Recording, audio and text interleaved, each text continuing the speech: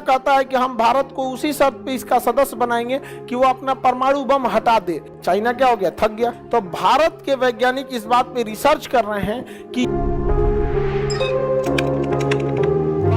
जो नदी से बिजली बनाई जाती है ना, इसमें वो गड़बड़ी है कि बरसात के समय ज्यादा बनता है और नॉर्मल समय में तो ऐसा कम बनता है। लेकिन परमाणु बिजली घर सबसे ज्यादा मात्रा में बिजली बनता है। एक कलमवा देख रहे हैं, इतना यूरेनियम भड़काएंगे तो पटना को बिजली दे देगा एक दिन। इतना बड़ा यूरेनियम जिस दिन भड़का देंगे ना, उस दिन पूरे पटना का बिजली संभाल देगा आपको। 25 मेगावाट जरूरत है यहाँ पे एक दिन। इतना सोचिए, इतना लकड़ी जलाएंगे तो तापलो ना बनेगा।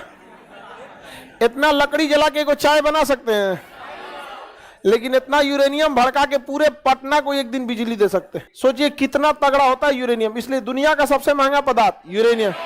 येलो केक भविष्य का ईंधन कहते हैं इसे, समझ आ गया कि नहीं? का आशा का ईंधन, भविष्य का नहीं, आशा का। भविष्य का हाइड्रोजन हो जाता है, आशा का ईंधन कहा जाता है। इसलिए इतना महंगा मिलता है बिजली। ऐसे ही काले रंग का होता है यूरेनियम, और सेम ऐसे ही ईंधन आता है, छोटा छोटा जलाया जाता है। कभी एगो बड़ा नहीं भड़काया जाता है, एगो जलाया जाता है।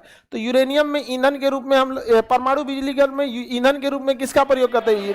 हमारे यहाँ यूरेनियम होता है नहीं। जादू गोड़ा की खान में यूरेनियम मिला, बट वो अच्छा नहीं है।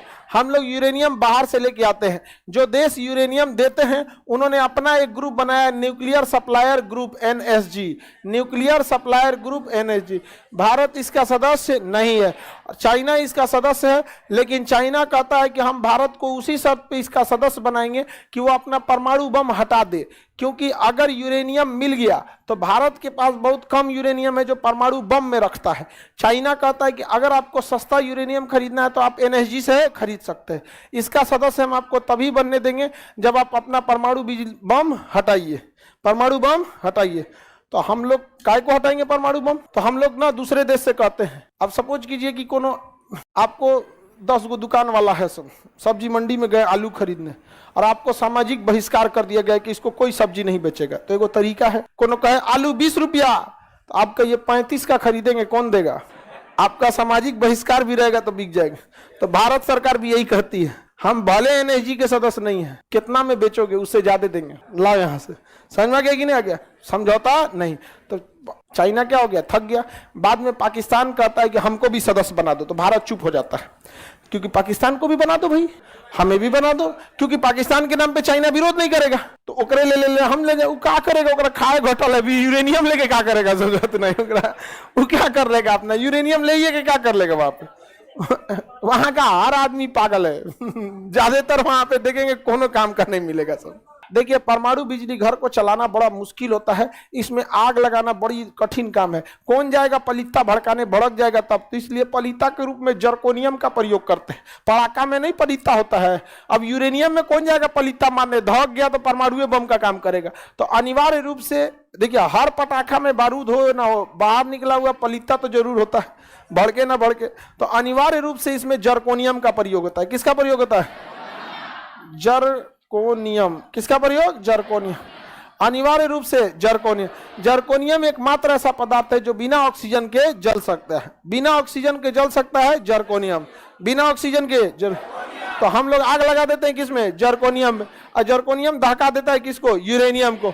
और यूरेनियम क्या करता है? विस्फोट कर जाता है। क्या करेगा? विस्फोट। कल्पक्कम, चेन्नई, इसी का नाम इंदिरा गांधी है। कल्पक्कम का ही दूसरा नाम क्या है? इंदिरा गांधी। इसके अंदर ना रिसर्च करने के लिए एक छोटे साइज का रिएक्टर लगाया गया। रिसर्च इस बात का हो रहा है कि यूरेनियम से जो कचरा निकलता है, जैसे हम लोग देखिएगा लकड़ी जलाते हैं तो कोयला बचता है, वो कोयला दोबारा ईंधन के रूप में यूज हो जाता है, नहीं हो जाता है यूज? आप देखिए बारात और रात में बड़का बड़का चैला जलाया जाता है खाना बनाने के लिए। चैला नहीं, चैली बचपन में हम लोग उससे पिटाते थे लोग, चैली से पिटाते थे, मम्मी सबसे खतरनाक मारती थी लोग।